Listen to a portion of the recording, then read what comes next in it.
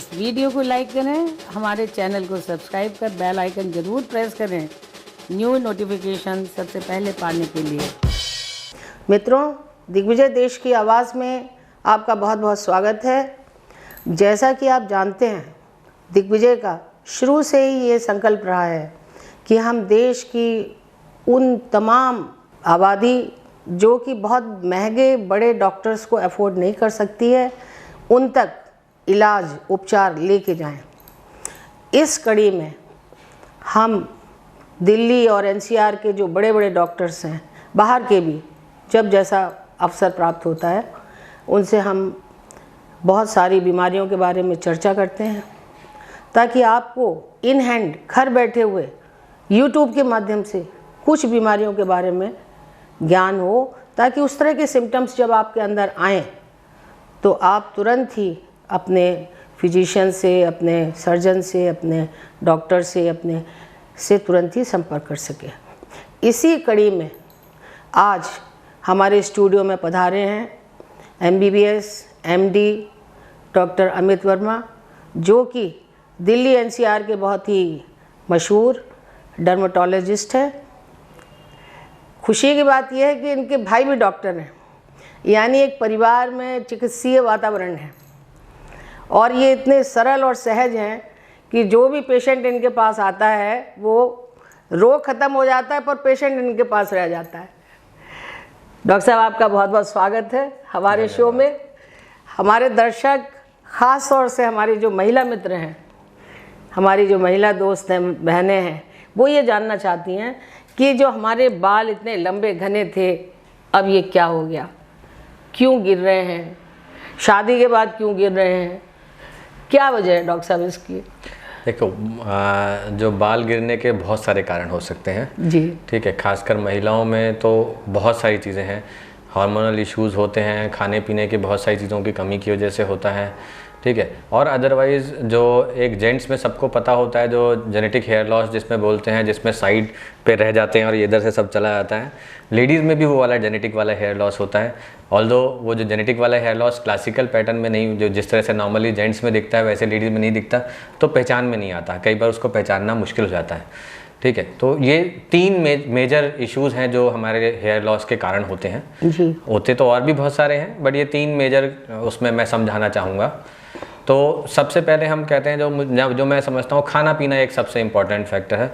कई बार क्या होता है, घर की महिला अपना ख्याल नहीं रखती, उनको लगता है बच्चे अच्छे से खाना खा लें, पति उनका टाइम पे खाना खा ले, उसको टाइम पे मिले, और जो बचा खुचा बचता है वो उसमें करने की कोशिश है, उसमें कई बार उनका न्यूट्रिशन सफ़र करता है या उतना अच्छे से नहीं खा पाते वो लोग। या बहुत सारी महिलाएं जो नई नवेली शादीशुदा होते हैं, उनको ये चिंता होती है कहीं मैं मोटी ना हो जाऊं या मोटी ना दिखने लगूं, मुझे पतला रहना है, कम, तो वो खाना अपने आप कम कर देती हैं। खाना कम करने में या डाइटिंग में कई बार लोग अच्छे से डॉक्टर से या डाइटिशियन से मिलके नहीं करते, अपनी मर्जी से करते हैं। हाँ जी, हाँ तो जी। उसमें कई बार वो बहुत सारे खाने वाले जो एसेंशियल न्यूट्रिएंट्स हैं, जो विटामिन हैं, मिनरल्स हैं, वो बॉडी में कम हो जाते हैं। जब वो कम हो जाते हैं तो हमारा शरीर, जैसे आप समझते हैं कि हमारा शरीर एक बहुत अच्छी मशीन है, तो वो वाइटल ऑर्गन्स जो हैं, जो मेन मुद्दे की चीज़ें हैं, उनको हमेशा चीज़ें अच्छे से प्रोवाइड करता है। तो होता क्या है कि हमारी स्किन, हेयर, नेल, ये वाली चीज़ें हैं जो कमज़ोर पड़ जाते हैं, क्योंकि ये उतने वाइटल ऑर्गन्स में नहीं हैं, ठीक है। तो उसमें हमें मेहनत की ज़रूरत है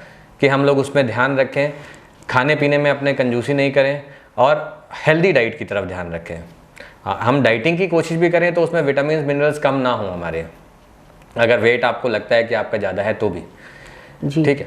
तो 1-2 चीज़ें कॉमन जो मैं कहूँगा कि आयरन एक बहुत कॉमनली कम हो जाता है लोगों का, विटामिन B12 है, विटामिन D है, ठीक है, और भी विटामिन हैं, ये कॉमन है जो हमारे को बाल के हेयर लॉस में इम्पॉर्टेंट होते हैं। डॉक्टर साहब, एक चीज़ और भी है कि कुछ लोग वेजिटेरियन हैं, तो कई लोग कहते हैं कि जो नॉनवेज होते हैं उनकी डाइट में फिर उन्हें कुछ चीज़ें मिल जाती हैं, जबकि वेजिटेरियन में कम तो है। मैं इसमें थोड़ा सा कहूँगा कि ये थोड़ा सा गलत है कि वेजिटेरियन है तो आपको खाने पीने में ठीक से चीज़ें नहीं मिलेंगी, बल्कि विटामिन्स में, घास फूस में विटामिन ज़्यादा मिलते हैं। अगर आपको बचपन का स्कूल का याद हो, कभी जब पढ़ाई करी थी, तो जब हम पढ़ते थे तो विटामिन का सोर्स हमेशा ग्रीन लीफ वेजिटेबल्स वगैरह कहानी सुनाया करते थे, और जब हम लिखते थे तो एक, कभी आपने याद करने की कोशिश करोगे तो सारे विटामिन में एक ही चीज़ लिखने को मिलती थी, बदलता ही नहीं था जी। सेम एक जैसे ही दिखता था जी। ठीक है, आंसर लिखना बड़ा मुश्किल होता है कौन से वाले में क्या है, सब में वही देना होता था, घास फूस, हरे पत्तेदार सब्जियां, दूध, अंडा, यही सब चीज़ें होती थी। तो मैं कहूँगा कि इतना ज़्यादा नहीं है। हाँ, जो लोग अंडा और दूध भी नहीं लेते हैं उनके लिए थोड़ा सा दिक्कत हो सकती है। अदरवाइज मैं समझता हूँ जो अगर अंडा दूध तक ले लेते हैं तो उन्हें दिक्कत नहीं होनी चाहिए जी। विटामिन से रिलेटेड। हाँ, थोड़ा प्रोटीन का इशू कई बार होता है, बट अगर आप सोयाबीन, पनीर, राजमा, ये वाली चीज़ें लेते हैं तो उनसे प्रोटीन रीजनेबल, दाल लेते हैं उन सब से प्रोटीन भी आ जाता है। नहीं डॉक्टर साहब, ठीक कह रहे हैं। जो घर की महिला होती है शादी के बाद ये दो चीज़ों से बहुत टॉर्चर करती हैं कि मेरा वेट नहीं बढ़ जाए और कि मैं सबकी चिंता करती हैं वो अपनी छोड़ के। इसमें मैं थोड़ा सा ऐड करना चाहूँगा कि कई बार लोगों को लगता है कि वेट नहीं बढ़ जाए तो खाना कम खाएंगे या एक ही बार खाना खाएंगे या 2 ही बार खाना खाएंगे तो वज़न कम हो जाएगा।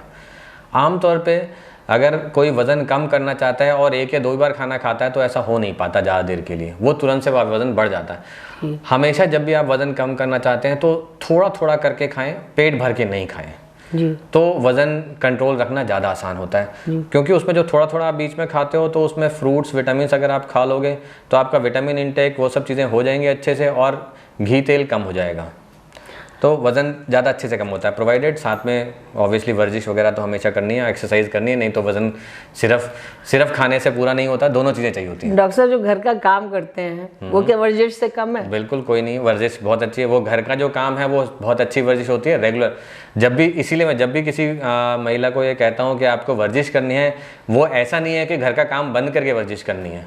जब भी हम वर्जिश करने की बात करें तो जो करंट आपकी वर्जिश है, चाहे वो झाड़ू लगाना है, पोछा लगाना है, उसके एडिशन में आती है वर्जिश, उसको हटा के नहीं हो रही है, ठीक है।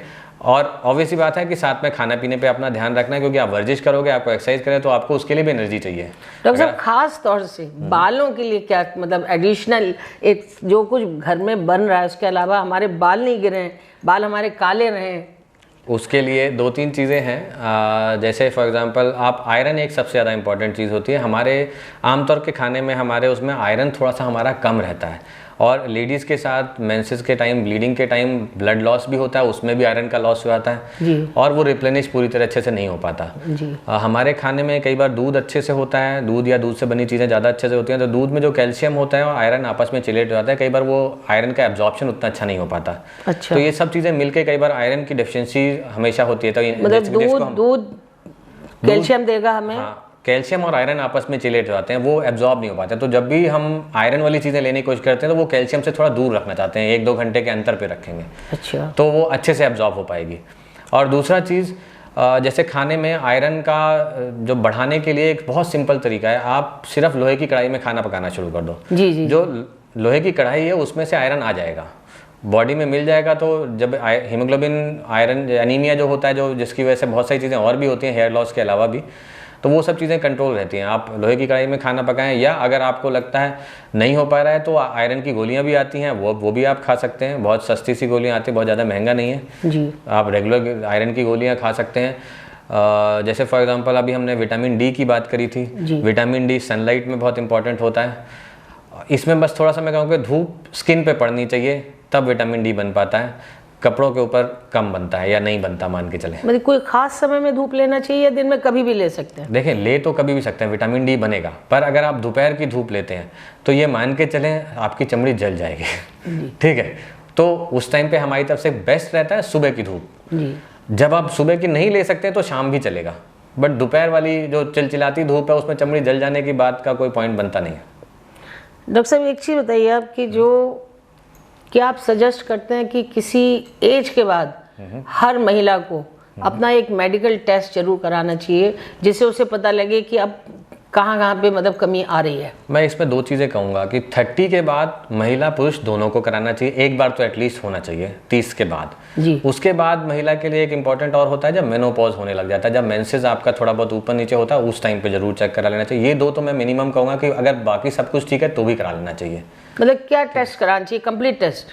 कंप्लीट टेस्ट जो एक बेसिक टेस्ट हैं जो हमें ध्यान रखना होता है। जो 30 के प्लस तो हम सिंपल CBC वगैरह है, जो liver function test, kidney function test, thyroid, sugar, ये सब चीज़ें हम चेक कर लेना चाहते हैं बेसिक। जब हम अदरवाइज बाद में जो लेडीज़ के लिए कहते हैं वो इसके अलावा मेंसेस के साथ, जैसे मैंने बताया, कई बार पैप स्मीयर की बात भी आ जाती है, वो अलग चीज़ होती है, वो हमारे बालों से रिलेटेड नहीं है, बट वो गायनी से रिलेटेड है, बट वो क्योंकि हम लेडीज़ की स्पेशली बात कर रहे हैं तो वो इंपॉर्टेंट हो जाता है उनके लिए, क्योंकि वो सर्वाइकल कैंसर और उन सब चीज़ों पे आता है, तो जब उस टाइम पे आते हैं तो वो भी इंपॉर्टेंट होता है, हमें करना होता है। जी, यानी इन ब्रीफ आप ये कहना चाहते हैं कि एक्सरसाइज भी मस्ट है, खाना पीना अच्छा और खाना पीना भी आपको अच्छा रखना है अपना। ये नहीं कि सबको खिला दिया और बचा हुआ जो कुछ है उससे खा लिया, और नहीं है कुछ तो अचार से ही खा लिया। यानी आपको भी फ्रूट्स लेने हैं, आपको भी जूस पीना है, आपको भी दूध पीना है, और समय समय पे आपको कुछ टेस्ट कराते रहना चाहिए। हाँ, अगर कोई प्रॉब्लम हो तब तो टेस्ट कराने ही है, बट एटलीस्ट एक मतलब पूरी ज़िंदगी में 2 बार तो एटलीस्ट आपको टेस्ट बगैर किसी प्रॉब्लम के भी करा लेने चाहिए। एक साल में एक या 2 बार कराना चाहिए, जिससे आपको पता लगे कि आपका, अगर आप 30 के ऊपर हैं तो साल में 1 बार करा लो, अच्छा रहता है कि भाई आपका इस समय क्या लेवल है, हाँ, तो हमें कैल्शियम अंदाजा का। रहता है इम्प्रूवमेंट हो रहा है या ख़राब हो रहा है, वो हमें अंदाज़ा लग जाता है उसमें। जी। और डॉक्टर साहब, कुछ बालों से संबंधित कोई खास राय आपकी जो रह बालों में 2-3 चीज़ें मैं और कहूँगा कि कई बार लोगों को लगता है कि अगर तेल नहीं लगाया तो बाल कम मजबूत नहीं होते हैं। जी। तो मैं इसमें थोड़ा सा कहना चाहता हूँ, तेल से बाल मजबूत नहीं हो रहे। मजबूत आपके बाल उससे होंगे कि आप कितना खाना पीना खा रहे हो, अंदर से न्यूट्रिशन आपको कितना मिल रहा है। जी। तेल जो ऊपर से लगाने का सिस्टम है वो सिर्फ इंडिया, पाकिस्तान, नेपाल और भूटान में है। यही 3-4 कंट्रीज़ में सर पे तेल लगाते हैं लोग। अच्छा। ठीक है, बट ऐसा नहीं है कि बाकी लोगों के बाल बहुत कमज़ोर होते हैं। हाँ, पर ऐसा ज़रूर है कि वो लोग लंबे बाल नहीं रख पाते, क्योंकि तेल जो लगाने से कंडीशनिंग का काम जो हमें मिलता है, जो बाल कंघी करने में उलझते टूटते कम है, तेल का बेसिक पर्पज़ वो है। तो हम कंघी करने में उलझे टूटे नहीं, और जो बाल शाइनी और स्मूथ से ब्लैक से लगे, उसके लिए हमारे लिए तेल इंपॉर्टेंट है। ऐसा नहीं है कि तेल लगाना नहीं है, ठीक है, तेल लगाना है कंडीशनिंग मैनेजमेंट के लिए। जो मजबूती के लिए वो खाना पीना है आपका हेल्दी, अंदर से आप हेल्दी रहोगे, आपको थायराइड शुगर नहीं है, वो सब चीज़ें नहीं है, हार्मोनल इश्यूज़ नहीं है, ये सब चीज़ें भी इंपॉर्टेंट हैं जी खाने के साथ साथ। तो वो सब चीज़ें ध्यान रखेंगे, और एक्सरसाइज जो हमने बताया कि अपने आप को हेल्दी रखेंगे हर एक चीज़ में, तो वो अपने आप चीज़ें सब सही होने लग जाती हैं। डॉक्टर साहब, ये जो पहले जैसे हम लोगों के बचपन में हमें याद है कि हम लोगों को आंवला वगैरह का कुछ पीस पास के उसको बना के वो बालों में लगाते थे माँ हमारी, या दही से या मिट्टी से, ऐसे कई तरह से मतलब बालों को धोया जाता था। अब वो सब खत्म हो गया है और तरह तरह के शैम्पू आ गए हैं। मैं इस तो क्या शैम्पू से, जो नए केमिकल युक्त शैम्पू, इनसे क्या हमारे बालों को नुकसान है? मैं इस तरह से तो नहीं कहूँगा कि शैम्पू से नुकसान ज़्यादा है, बट हाँ, ये जो चीज़ें जो हम बता रहे हैं, जब हम ये सब चीज़ें यूज़ किया करते थे तो आमतौर पे वो तब करता था जब डैंड्रफ सर पे ज़्यादा बढ़ता था, तो मम्मी वो जो दही, आंवला, ये सब चीज़ें मिला के लगाया करते थे। वो हमारा एक तरीका था, क्योंकि डैंड्रफ जो है, या जो सीबोरिक डर्मेटाइटिस जिसको हम बोलते हैं, वो कई बार ऑयल से बढ़ जाता है, जो हम ऑयल लगा रहे होते हैं उससे बढ़ता है। हाँ, उससे थोड़ा सा बढ़ जाने की गुंजाइश होती है, ज़रूरी नहीं कि बढ़ेगा, बट बढ़ने की गुंजाइश होती है।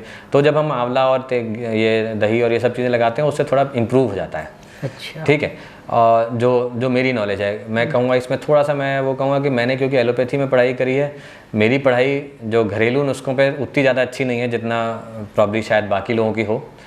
पर मैं इतना कहना चाहूँगा कि जो अंदर से आप चीज़ों को मजबूत करेंगे, ऊपर से लगा के उतना नहीं कर सकते।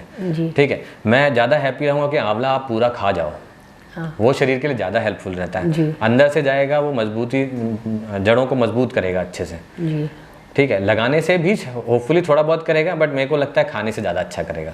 जैसे बालों के लिए है, आपको मैनेज करना, जब कई बार लोग कहते हैं कि कितनी बार धोया जाए बालों को। हाँ जी।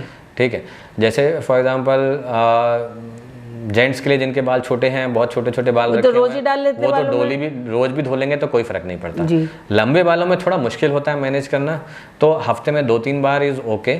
एंड उसके बाद अगर आप चाहें तो कंडीशनर लगा लें, क्योंकि जैसे हमारा बाल होता है, हर एक बाल के पास हमारे पास एक ग्रंथि होती है जिसको हम सीबेशियस ग्लैंड बोलते हैं।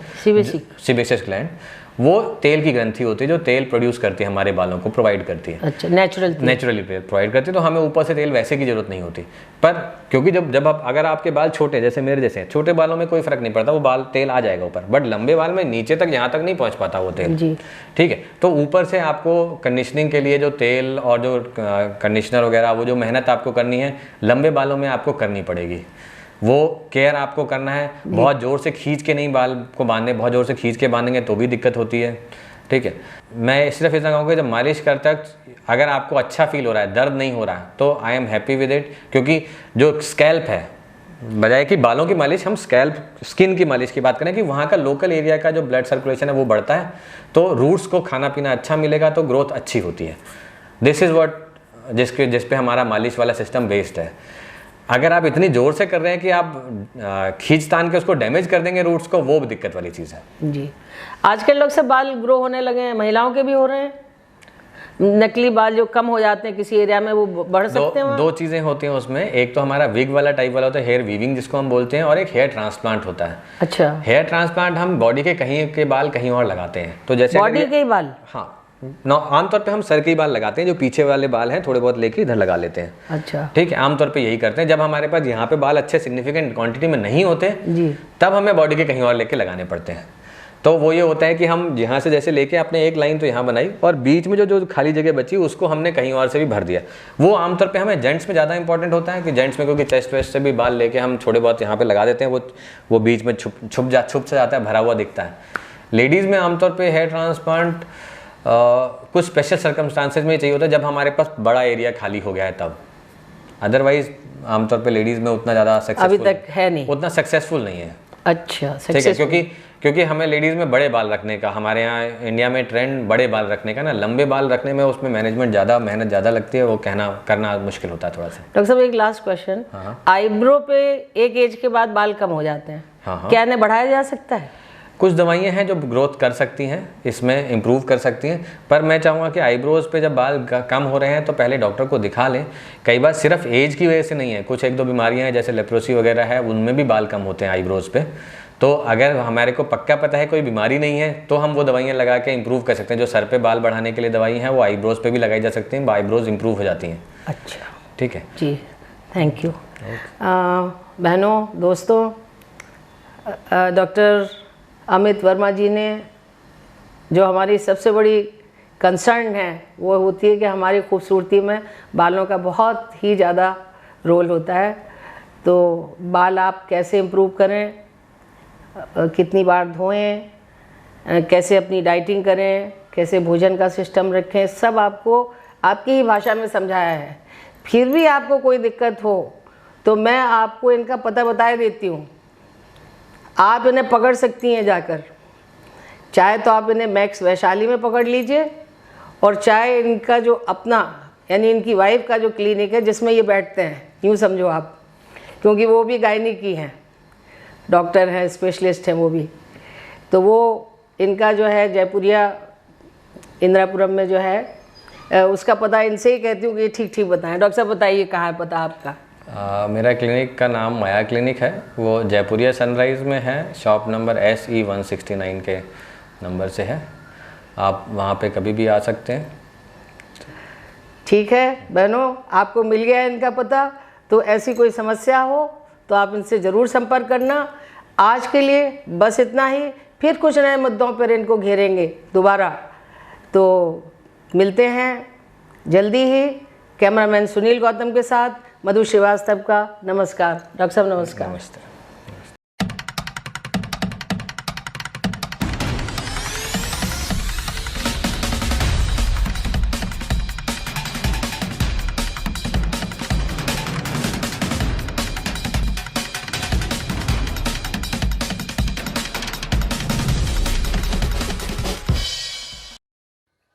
इस वीडियो को लाइक करें, हमारे चैनल को सब्सक्राइब कर बेल आइकन ज़रूर प्रेस करें न्यू नोटिफिकेशन सबसे पहले पाने के लिए।